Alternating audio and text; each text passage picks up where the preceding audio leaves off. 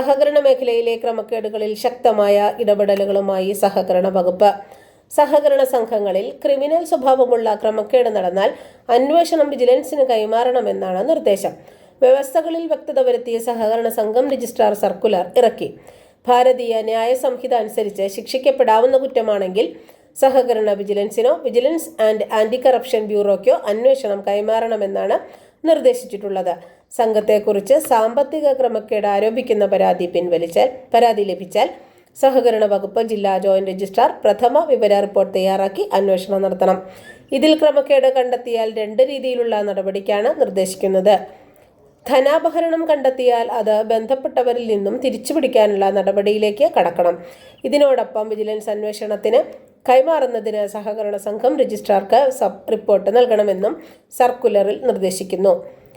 ഒരു ജില്ലയ്ക്കുള്ളിൽ പ്രവർത്തിക്കുന്ന സംഘങ്ങളെക്കുറിച്ചുള്ള പരാതികളിൽ പ്രഥമ വിവര റിപ്പോർട്ട് തയ്യാറാക്കേണ്ടത് ജോയിന്റ് രജിസ്ട്രാർമാരാണ്. ഒന്നിലധികം ജില്ലകളിലോ സംസ്ഥാനമോ ആകെയോ പ്രവർത്തിക്കുന്ന സ്ഥാപനങ്ങളിൽ ക്രമക്കേടും അഴിമതിയും കണ്ടെത്തിയാലും പരാതി ലഭിച്ചാലും സഹകരണ സംഘം രജിസ്ട്രാറാണ് അന്വേഷണത്തിനുള്ള നടപടി സ്വീകരിക്കേണ്ടത്. വിജിലൻസ് അന്വേഷണത്തിൽ കുറ്റക്കാരാണെന്ന് കണ്ടെത്തിയവർക്കെതിരെ പ്രോസിക്യൂഷൻ നടപടി സ്വീകരിക്കാൻ അനുമതി നൽകേണ്ടതാണെന്നും രജിസ്ട്രാറുടെ സർക്കുലറിൽ ചൂണ്ടിക്കാണിക്കുന്നു. സഹകരണ സ്ഥാപനങ്ങളിൽ നടക്കുന്ന ഓഡിറ്റ് പരിശോധനയിൽ ക്രിമിനൽ സ്വഭാവത്തിലുള്ള കുറ്റം കണ്ടെത്തിയാൽ ഉടനെ പോലീസിൽ അറിയിക്കണമെന്ന് സഹകരണ നിയമത്തിൽ പുതിയതായി ഉൾപ്പെടുത്തിയിരുന്നു.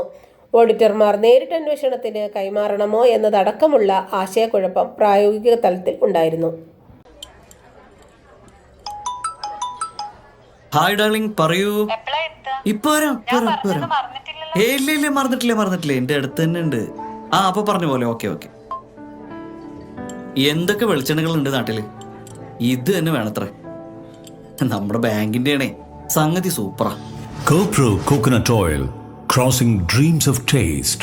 High-grade coconuts, advanced technology, triple filter process. A product of Venganesheri Service Cooperative Bank.